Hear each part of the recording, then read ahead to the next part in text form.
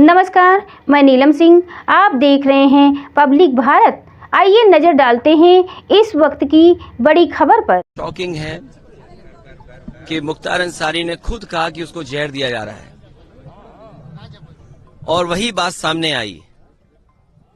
हमें उम्मीद है कि सरकार सच्चाई सामने लाएगी और परिवार को न्याय मिलेगा। जब से भारतीय जनता पार्टी की सरकार आई है तब से इंस्टीट्यूशंस में भरोसा कम हुआ है। हमने आपने उत्तर प्रदेश में देखा है, लोग अपने न्याय के लिए आत्मदाह तक कर रहे हैं, तहसीलों में जान गई है। मुख्यमंत्री आवास तक लोग गए हैं और जाकर के आत्मदाह किया है।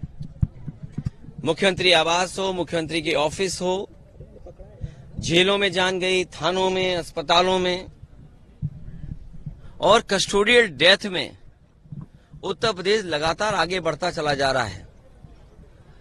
आखिरकार सरकार क्या चाहती है और सरकार का काम करने का तरीका क्या है? इसीलिए हमारा मानना है, समाजवादियों का मानना है कि न्याय हो और सच्चाई सामने आए। लेकिन योगी जी कह रहे हैं कि जो भी कानून व्यवस्था में बाधक बनेगा उसका राम नाम सत्य कर दिया जाएगा। ये भाषा मुख्यमंत्री की नहीं हो सकती है। इंस्टीट्यूशंस हैं, कोर्ट है, थाना है, तहसील है, वहां न्याय मिलेगा।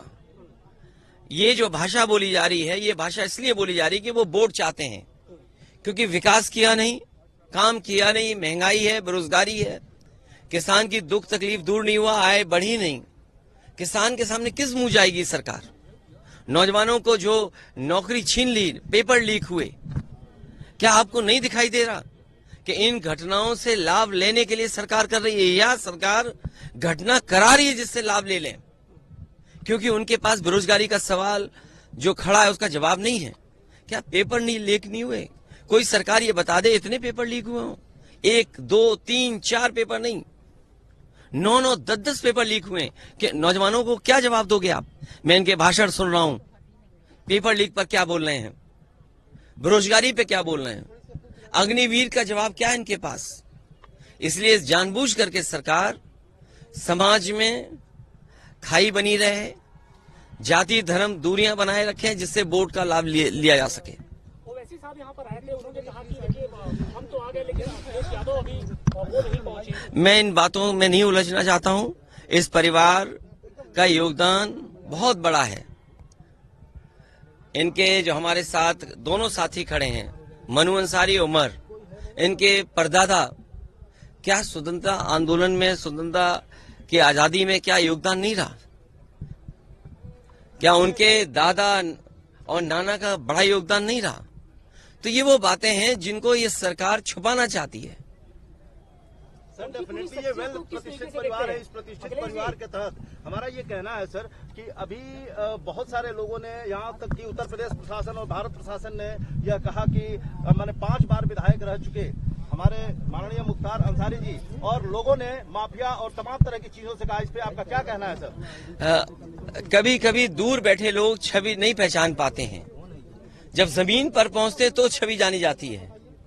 जो छवि दिखाई गई है वो छवि नहीं थी। परिवार के कितने सदस्य रहे हैं, जैसा मैंने कहा कि आपने मुख्तार अंसारी नाम लिया, उनके दादा, उनके नाना का योगदान क्या देश की आजादी में नहीं रहा? किन परिस्थितियों में, किन वजह से चीजें बदली, लेकिन समाज और परिवार, और खासकर ये परिवार आज भी गरीबों के दुख दर्द में शामिल है। क्या हमने आपने नहीं देखा कि जन सैलाब यहाँ पर आ गया? वो लोग जिन्होंने यहाँ पर परिवार के साथ खड़े होकर के ये बताया कि वे परिवार के साथ हैं, क्या प्रशासन नहीं भेदभाव कर रहा था? क्या सरकार भेदभाव नहीं कर रही थी? आप हम जितने लोग हैं, क्या हम ये स्वीकार कर लेंगे कि नेचुरल डेथ थी? क्या आम जनमानस में ये भावना नहीं है कि कुछ सरकार छिपा रही है? और रशिया में क्या एक लीडर ऑपोजिशन को जहर देके नहीं मारा गया? रशिया में नहीं मारा गया क्या? कितने लोगों की जान चली गई? रशिया में अभी लीडर ऑपोजिशन को इसी तरह जेल में रख करके, और जेल में नहीं जहर दे दिया गया। आप सोचो, भारत सरकार पे आरोप है लगा क्या आप हमारे देश में हत्या करा रहे हो? क्या कनाडा के प्राइम मिनिस्टर ने भारत पर आरोप नहीं लगाया? क्या अमेरिका में आपने जिसको सुपारी दी थी वो नहीं पकड़ा गया? एक अधिकारी और एक व्यापारी मिलकर के एक हत्या कराना चाहते थे अमेरिका में, वो व्यापारी क्या जेल में नहीं है? सोचो आप, क्या कल्पना करोगे आप? भारतीय जनता पार्टी जो कहती है हम विश्व गुरु बनने जा रहे हैं, हम विकसित भारत बनेंगे, क्या विकसित भारत की यही डेफिनेशन होगी? क्या हम दूसरे देश में जाकर के हत्या करा देंगे? क्या भारत पे हत्या का आरोप नहीं है? एक व्यापारी, उसने $1,00,000 देने की बात की और हत्या कराने की प्रयास किया, दूसरे देश में पकड़ा गया, जेल में है, भारत सरकार का अधिकारी शामिल था। क्या कनाडा के प्राइम मिनिस्टर ने भारत सरकार पे आरोप नहीं लगाया? क्या रूस जैसा पड़ोसी देश में क्या एक लीडर ऑपोजिशन की नहीं जेल में हत्या हो गई? इन बातों को सब जानते हैं आप। तो क्या हम जो विपक्ष के लोग हैं शक कर रहे हैं सरकार पे, तो क्या गलत कर रहे हैं हम लोग? मुख्तार अंसारी साहब की शख्सियत को किस तरीके से आप देखते हैं?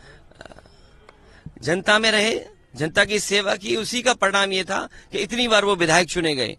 जो व्यक्ति इतने वर्षों जेल रहा हो, उसके बाद भी जनता जिता रही हो, तो इसका मतलब परिवार और उस व्यक्ति ने जनता के बीच में रह करके उसका दुख दर्द बांटा है। और मैं समझता हूं पत्रकार साथी जो सवाल पूछ रहे हैं, वो सोशल मीडिया का जमाना है, आज वो तमाम स्टोरीज वहां पर हैं कि किस तरीके से परिवार ने लोगों के बीच काम किया, उनके दुख दर्द में शामिल रहे हैं।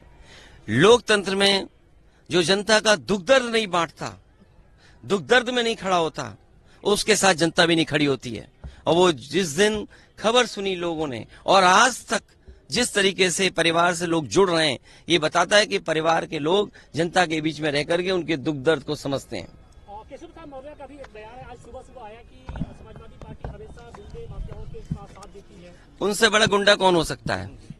आप अगर गुंडे की तस्वीर देखोगे तो उनकी भी लगा दो एक तस्वीर। ये कोई बात हुई? अगर डिप्टी सीएम ये बात कर रहे हो, एक डिप्टी सीएम की भाषा ये हो, इसीलिए मैंने कहा एक मुख्यमंत्री और डिप्टी सीएम की भाषा ये नहीं हो सकती है। ये लोकतंत्र खतरे में है। मुझे उम्मीद है कि देश इस बार अपने बोर्ड से ये तानाशाह सरकार को हटाने का काम करेगा। ये तानाशाह सरकार हटेगी और अग्निवीर जैसी व्यवस्था, ये जो जवान खड़े हैं वर्दी में, मैं कह के जा रहा हूं, बीजेपी दोबारा आ गई तो इनके 4 साल की नौकरी होगी पुलिस पीएससी वालों की। अभी तो फौज की नौकरी की है ना 4 साल की। आप देखिएगा ये जो वर्दी पहने घूम रहे हैं, जो कभी कभी डंडा दिखाते हैं, सरकार के सहारे पे चलाते हैं, इनसे पूछिए दिल से कि अगर 4 साल की नौकरी हो गई इनकी तो क्या होगा इनका? तो अभी तो फौज हुई, अगला नंबर इनका है। अरे क्यों सवाल का जवाब बदल रहे हो? जब मैंने ये कहा कि ये सब बातें छिपाने के लिए हैं, कह रहे डिप्टी सीएम ये कह रहे हैं, अरे डिप्टी सीएम ये करने जा रहे हैं, ये खाकी वर्दी वालों की नौकरी 4 साल की हो जाएगी। चलो फौज की तो 4 साल की, इनकी 3 साल की होगी और इन्हें रिटायर कर दिया जाएगा, ऐसे ही भगा दिया जाएगा, बोला जाइए घर बैठी जा करके। तो इन सवालों के जवाब हैं आपके पास? स्वस्थ रहने के लिए इस्तेमाल करें अयोध्या धाम का श्री राम नाम स्पेशल निरोगी चूर्ण और बुकनू।